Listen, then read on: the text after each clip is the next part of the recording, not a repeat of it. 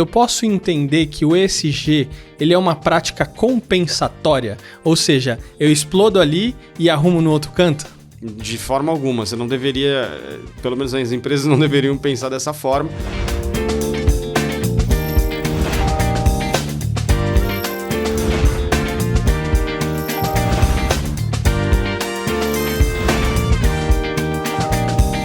Olha, hoje eu estou conversando com o Claudinei Elias, ele que é CEO e fundador da Bravo GRC e conselheiro deliberativo do Instituto Capitalismo Consciente Brasil. E aí, Claudinei, tudo bem? Prazer estar aqui, obrigado pelo convite. Pô, obrigado por você ter aceitado o convite, vindo até aqui compartilhar um conteúdo relevante para o pessoal que acompanha o canal.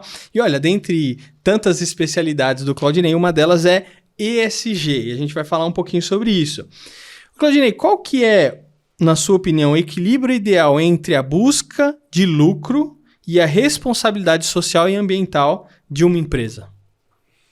Uma excelente pergunta, já começou com uma pergunta desafiadora e profunda, né?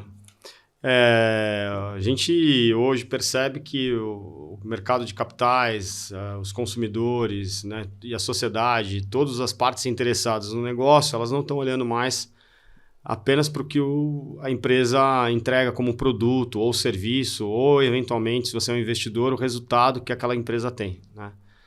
É muito comum, nos últimos séculos, você ter uma visão, especialmente no século XX, desenvolver uma visão voltada para risco e retorno, ou seja, onde você observa se vale a pena ou não você estar dentro de um determinado negócio em função do retorno que você tem, né? Só que esse retorno, hoje, ele precisa ser pensado de uma forma diferente. Você não pode pensar o retorno, né, e o risco que você está ocorrendo sem pensar qual o impacto que você está gerando. O que é isso hoje? Se uma companhia hoje, por exemplo, ela gera eventualmente R$1 bilhão, ou seja lá o valor que ela gerar de lucro, independente do tamanho dela, e você, pequeno empreendedor, também tem que pensar assim, e de repente ela gera um impacto negativo, por exemplo, seja para a sociedade, para o meio ambiente, maior do que o resultado que ela gera, ela não é uma companhia que o que a gente chama no capitalismo consciente, ela não teria uma licença para operar. Então, essa licença para operar é olhar a companhia para um capitalismo efetivamente mais consciente, um capitalismo que vai pensar essa tríade de risco, retorno e impacto, e também pensar que o negócio está ali para um propósito maior, não apenas para gerar lucro para os seus acionistas, né? Também gerar lucro para os seus acionistas. A gente não pensa nessa dinâmica, uma dinâmica de abraçar árvores e fazer tudo pelo bem, ou filantropia, não é isso. A filantropia também tem seu papel, tem a sua importância, mas é interessante que as companhias olhem para uma performance com princípios, né?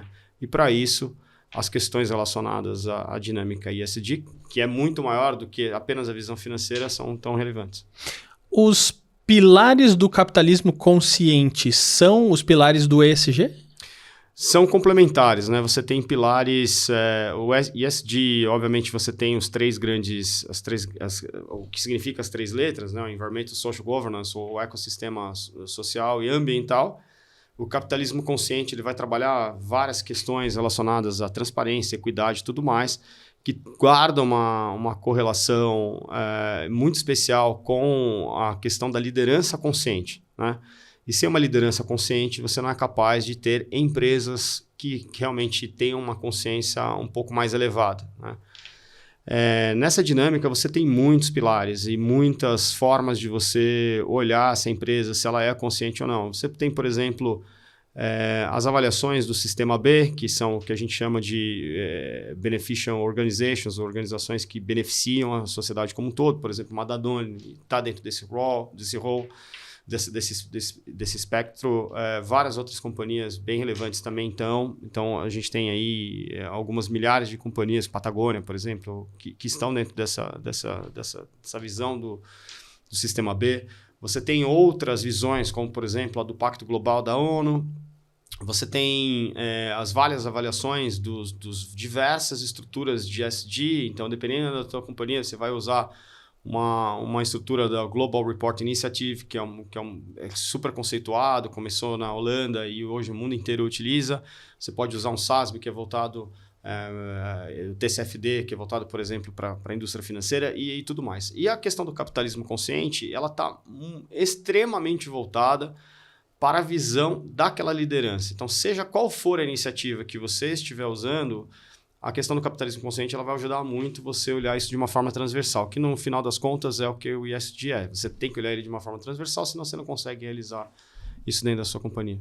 Agora, você comentou, né, que existem empresas, obviamente, que faturam muito mais, nas casas aí de milhões, bilhões e talvez trilhões, né? Isso é uma coisa que talvez um pouco infinita. E você tem as empresas que são os pequenos empreendedores, pequenas microempresas e médias empresas, né? E que, mesmo assim, esses pequenos empresários também têm que aplicar os pilares do ESG no seu negócio e têm que estar alinhados com isso, ou pelo menos pensando nisso, tendo o ESG em mente. Agora eu fico pensando aqui, Claudinei, sobre as empresas que fazem exploração de recursos naturais e exploram muito isso e ganham muito dinheiro e automaticamente tem um impacto ambiental muito grande. Como é que ficaria essas empresas na questão do ESG? Será que elas tinham que mudar de segmento? Não, eu acho que é uma pergunta excelente. A gente trabalha com grandes empresas, né? A Bravo é uma companhia de tecnologia, consultoria em governança e compliance e ESG. E, assim, a gente está super acostumado a essa questão. E a verdade é que essas companhias todas, elas são muito necessárias para o mundo, né? Imagina se a gente não tivesse mineração, por exemplo, que metal que a gente teria, né? Como é que as construções aconteceriam, né?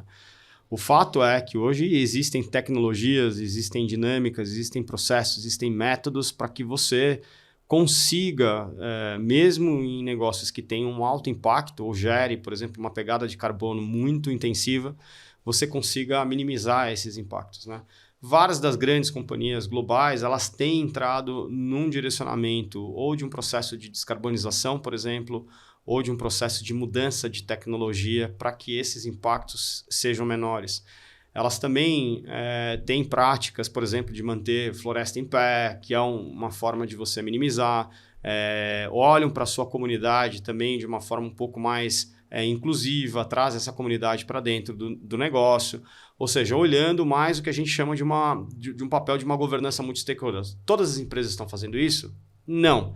Algumas empresas estão fazendo? Estão. Está perfeito? Não. Mas a gente está numa evolução crescente, ou seja, as demandas que a gente observa hoje do ponto de vista regulamentar, elas são cada vez maiores. Então, você vê, por exemplo, mercados muito evoluídos, como o mercado britânico, por exemplo, editando novas regras. O mercado americano, por exemplo, a própria Nasdaq, né? Se você vai estar com o seu negócio listado lá, você também tem certas regras específicas. A própria B3, a gente está inclusive lançando um relatório de revisão do ISE, do Índice de Sustentabilidade aqui da B3.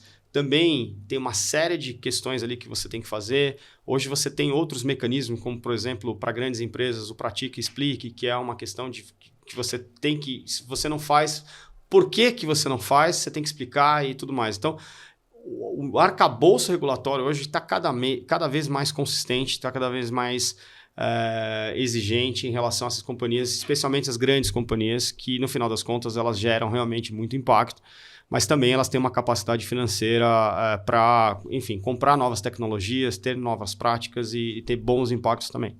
Claudinei, do que você está falando, eu posso entender que o ESG ele é uma prática compensatória? Ou seja, eu explodo ali e arrumo no outro canto? De forma alguma. Você não deveria, pelo menos as empresas não deveriam pensar dessa forma, mas com certeza existem empresas que hoje têm essa prática, né? Mas é um paradigma, porque tem muitas empresas que não sabem, não têm uma prática ESG documentada, estrutural, e no final das contas elas têm boas práticas há muito tempo, né? Então, a primeira coisa que a gente sempre fala, assim, poxa, olhe para dentro da sua empresa primeiro, veja quais são as práticas que você está tendo. Não, às vezes você pode estar tendo uma prática super positiva. Ao mesmo tempo, você pode estar tendo uma prática que você acha que é positiva e você vai cair naquilo que a gente chama de washing, seja de um greenwashing, que é com a questão verde, pode ser, por exemplo, um pinkwashing, que é a questão de diversidade, por exemplo, né? Ou um blue washing, que é questão de marketing, enfim, você tem uma série de washings que a gente fala de lavagem, ou seja, de fazer de conta que você está fazendo, etc. Mas a grande verdade é que as empresas hoje, elas podem nascer empresas mais sustentáveis, né? Ou seja, você pode pensar num negócio, seja o tamanho que você for, um negócio que já inicia dentro de uma perspectiva da economia circular, por exemplo. Ou seja, como é que esse produto vai retornar, quanto tempo esse produto vai ficar na natureza, o que eu vou fazer com isso, né? Você observa que grandes marcas globais hoje têm, de roupas, por exemplo, a gente tem observado reutilização de materiais para concepção de novas roupas, né? Você tem voltado para o mercado secundário, que tem ficado super relevante, né? Você vem observando, por exemplo, as marcas de luxo de relógios, não só porque é um bom negócio também, mas também tem criado um novo mercado secundário, ou seja, eventualmente até competindo com o seu próprio negócio. Fala, pô, tem um mercado secundário, mas eu não vou vender mais, mas não é bem isso. Ou seja, cada vez mais as empresas têm um olhar mais sistêmico para isso, né? Então é natural, quando você for lançar um novo produto, é o que eu chamo, você tem que pensar o ESG by design, né? Ou seja, eu vou conceber aquele negócio já pensando nas melhores práticas, né, daquilo que existe hoje, está sempre antenado com as mudanças tecnológicas que hoje são muitas, né? Está aí a inteligência artificial que a gente pode falar um pouco e que não nos deixa mentir, né? Os famosos chats aí que estão à super disposição. Certamente várias novas tecnologias virão e eu acho que as empresas podem entrar nessa rota de desenvolvimento. Muito bom. Olha, Claudinei, agora eu quero conferir as práticas do pessoal do Ciência em Show. Será que eles têm um experimento maluco? Quem tá aí hoje? É o Gerson, o Daniel ou a Ana? Ó, não vai explodir nem botar fogo no estúdio aí, pelo amor de Deus. Hoje é dia de uvas dançarinas e você vai precisar de água com gás e uvas passas. E um pote para colocar tudo junto. Eu deixei esse becker que está mais bonitinho. Então, vamos colocar aqui água com gás. Olha só.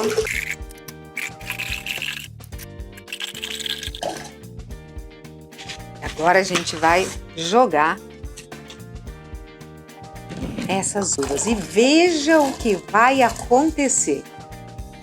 Elas sobem e descem. E por que isso acontece? Porque o CO2 que tem na água com gás cola na uva. E aí ela fica menos densa, sobe, explode, desce. E aí, gostou? Olha, esse aí é o pessoal do Ciência em Show, então você pode acompanhar ainda mais o trabalho deles nas redes sociais, tem TikTok, tem Instagram e tem, claro, o YouTube com várias dicas, vários experimentos, muita coisa legal. Eles que falam sobre ciência de uma maneira muito mais divertida. Olha, queria eu ter na minha época de escola estudado com esses feras aí. Então, acompanha aí nas redes sociais o Ciência em Show. Agora vamos continuar falando aqui com o Claudinei Elias, CEO e fundador da Bravo GRC e conselheiro deliberativo do Instituto Capitalismo Consciente Brasil, falando sobre ESG. O Claudinei, agora é o seguinte, esse negócio de ESG muitas vezes não é aquela famosa, como é que é, para inglês ver? Por que eu vou te dizer isso? Eu vejo que às vezes algumas empresas têm uma hipocrisia muito grande quando fala de ESG. Às vezes as pessoas contratam uma pessoa ali para dar uma palestrinha na empresa, fala sobre ESG e fala assim, pronto, olha aí, agora somos uma empresa ESG. Eu vou dar um exemplo, por exemplo, aqui na Lins de Vasconcelos, a gente tem uma empresa que é a RAP. E a RAP, semanalmente eu passo em frente e vejo os motoqueiros, né, os entregadores deles, todos para fora da empresa. E tomando chuva, tomando sol, não tem um estacionamento adequado para eles pararem as motos, eles têm que muitas vezes parar as motos em lugares irregulares e ainda o tanto de lixo que a própria RAP deixa aqui na frente da rua, na calçada, porque acumula muito lixo dentro da empresa e acabam fazendo essa bagunça toda aqui no bairro. E eles, até pelo próprio site deles, eles falam que eles aderiram ao Pacto Global da ONU, né? Uma coisa linda de falar, bonito pra caramba, né? Utiliza até o ONU, você utilizar que, né, ter o ONU ali na sua empresa é ótimo, né? E eles falam que querem aumentar a sua contribuição para a criação de um mundo mais competitivo e sustentável. E aí, de outro lado, a gente vê esse desastre total no bairro, a empresa agindo dessa forma. O que você pensa sobre isso? Não, eu penso que, sem nenhuma dúvida, existe a realidade e a prática, né? E a gente está falando a gente não pode deixar de dizer que o ESG é algo de extrema complexidade, né? E eu diria que ele tem muitas nuances, né? Assim como as cores do arco-íris, né? A gente vê nuances absolutamente significativas. Eventualmente, você pode ter uma empresa que tenha uma prática de conduta com pessoas que eventualmente tem espaço para melhora, é esse exemplo que você está colocando sem dúvida nenhuma, e eventualmente ela pode ter uma ótima prática ambiental, ou ela pode ter, por exemplo, práticas que não estão nessa comunidade, mas estão em outra comunidade e tudo mais, né? O fato é que a gente está falando de um assunto complexo. O problema das empresas é que elas não têm uma visão. Eu não estou falando de uma empresa em particular aqui, eu estou falando de uma forma geral, né? E as empresas precisam ter esse processo estruturado. E eu acho que é uma grande verdade que você coloca, e o exemplo que você está colocando é um exemplo claro de blue washing, que é o que a gente chama, ou seja, onde a empresa diz que faz, né, tem selos, né, e essa questão dos selos é uma coisa subjetiva, precisa entender com profundidade o que é o Pacto Global. O Pacto Global está longe de ser uma chancela de que você é uma empresa ESG, não é nada disso, muito pelo contrário. O Pacto Global é um acordo que você faz com a ONU de que você vai ter princípios, né? E os princípios ali estão ligados a muitas questões, né? Ligados não só ao meio ambiente, mas também ligados ao seu processo de liderança, ao seu processo de fabricação, por exemplo, ao seu processo, como é que você olha o meio ambiente, como é que você vê as questões sociais e tudo mais. Nós, por exemplo, aderimos ao Pacto Global. Eu posso te dizer, mesmo a gente não sendo uma empresa absolutamente gigante, até porque é uma empresa que tem pouca, o que a gente chama de materialidade, a gente tem pouco impacto, né? A gente é uma empresa de serviço, nem servidor a gente tem, está tudo em nuvem, enfim, mas tem impacto, né? A gente tem um processo extremamente robusto agora, né, nesse primeiro ano que a gente está no pacto. No segundo ano, a gente tem que ter os compromissos. A partir desses compromissos, eles vão ter que ser implementados em até 2 anos e tudo mais. E pode ser que numa jornada de longo prazo, essa empresa que você mencionou, qualquer outra empresa, esteja nessa jornada. Então, o fato de você estar no Pacto Global não significa que você tem ótimas práticas. Significa que você tem um compromisso em ter ótimas práticas. O que é positivo. Não deixa de ser positivo desde que você faça. O Pacto Global aqui também agora vai começar a cobrar as empresas. Você tem aqui o selo, né? Você está falando que você tem esse compromisso. O que você fez nesses últimos 12 meses? Qual que é o seu plano para daqui 2 anos? Quando você traçar esse plano e você se comprometer, eles vão ter que fazer uma avaliação ali entre as metas e os objetivos que você colocou. Quando você tiver aquele compromisso, se você não cumprir, vai chegar um momento que você vai ter que sair daquele hall de empresas que tem um pacto. Isso vai ser algo extremamente negativo se acontecer, certo? Você se comprometeu e de repente então quer dizer que você não é mais uma empresa que se preocupa agora.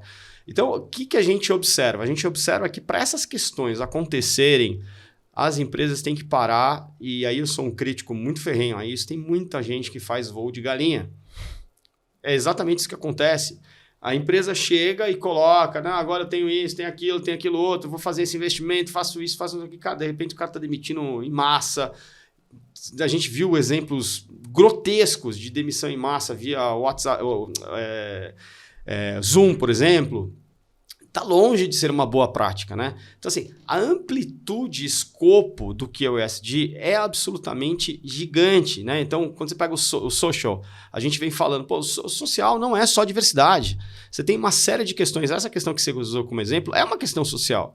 Porque você tem um stakeholder que você não está tratando bem, no final das contas ele é super relevante para você, você não está tratando bem, ou você potencialmente talvez não esteja nem percebendo essas questões. Ou seja, por que você não está percebendo? Talvez você não tenha as métricas corretas, você não está lendo, você não está vendo a questão, quer dizer, eu não gerencio aquilo que eu não conheço, você não está conhecendo bem o teu risco, né? Então, quando a gente olha essas práticas, é importante que essas práticas sejam pensadas de um ponto de vista sistêmico. E para se pensar de um ponto de vista sistêmico, já escrevi muitos artigos sobre isso, acabou de sair no Net Zero, onde eu falo que a governança deve ser a força motriz de uma boa prática de ESG. E ela é uma força motriz porque ela é estrutural. A partir do momento que você tenha uma coisa estrutural, você pode implementar isso de uma forma transversal e você pode criar uma consciência. Criando uma consciência, você cria engajamento na empresa e aí as coisas vão funcionar de uma forma melhor. Agora, não adianta você começar esse processo, dar 1 mês, 2 meses, 6 meses, ou 1 ano, 2 anos, e você corta. Primeiro corte de orçamento que você tem, vou cortar isso aqui não é relevante. E continua tendo as mesmas práticas. No final, isso vai te custar muito caro. Né? Os voos de galinha custam muito caro. Ou seja, tem que ter plano e tem que ter comprometimento. Eu acho que assim, o plano é indiscutível que precisa ter, né?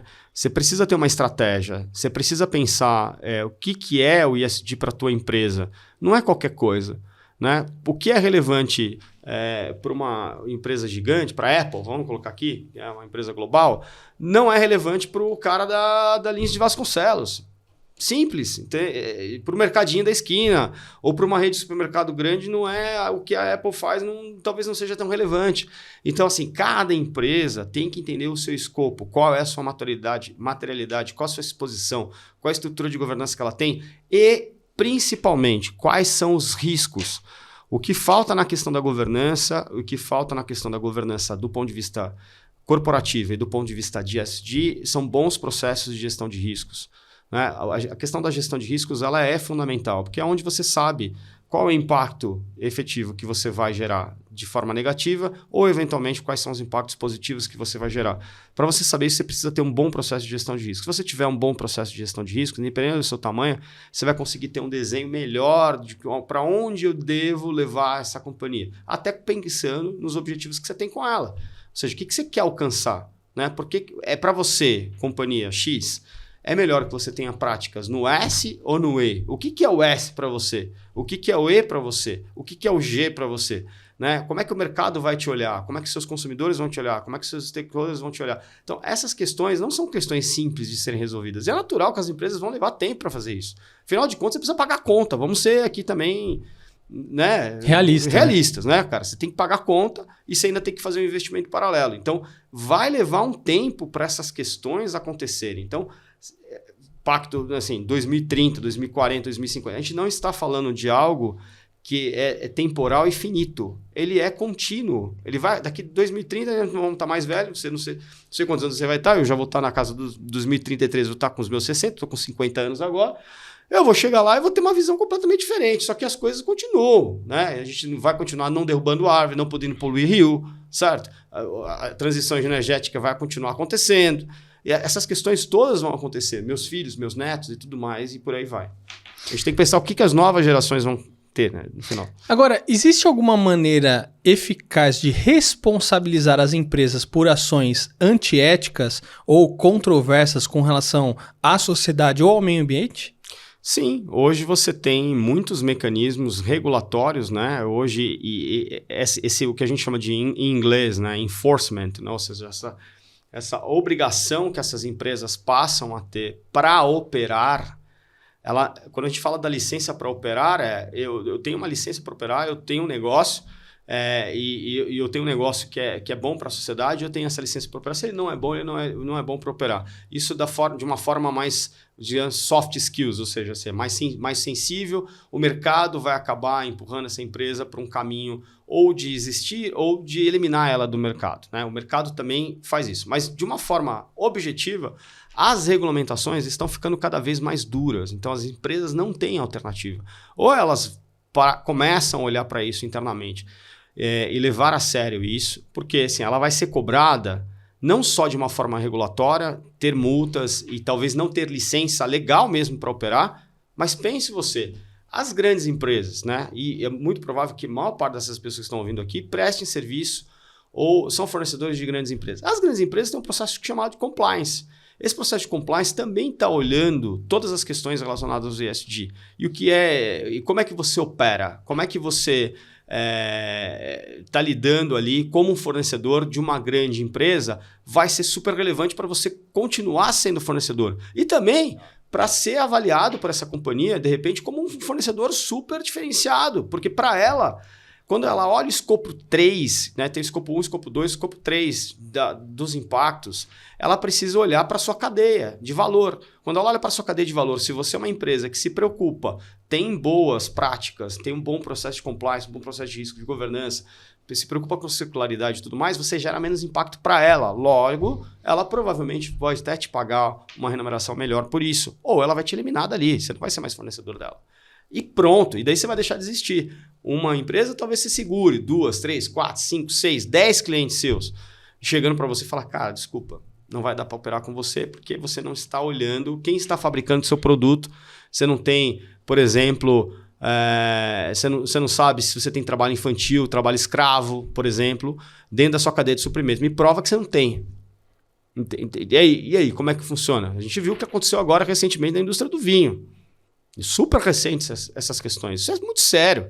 Não é uma brincadeira mais. Então você tem que saber o que você está fazendo para saber quais são os impactos. Não tem como você olhar só para dentro da sua empresa. Você tem que olhar o entorno. Né? Por isso que você olha para a visão dos stakeholders, das várias partes interessadas, inclusive da sua cadeia de valor, da sua cadeia de suprimentos, material que você compra, o que você faz, o que você produz, como você transporta, por exemplo, né? E por aí vai. Agora, é importante também ressaltar que a gente precisa bater também nas empresas, mas precisa também elogiar quando elas fazem umas coisas bacanas, né? E uma das empresas que eu gosto muito nesse sentido é a Dengo. Então, o Estevão Sartorelli, ele teve aqui, o presidente da Dengo, falando um pouquinho... Ele faz parte do capitalismo consciente, conheço bem ele. Então, e ele veio aqui falar um pouquinho das práticas deles. Cara, fantástico, assim, eu fiquei, assim, boca aberta com o que eles estão fazendo e do jeito que eles estão fazendo. Compra de fornecedores pequenos, entendendo a visão de mundo deles. Isso eu achei fantástico. Então, eu acho que realmente existem várias empresas que a gente tem que tirar o chapéu e tem que, né, dar o crédito para essas empresas.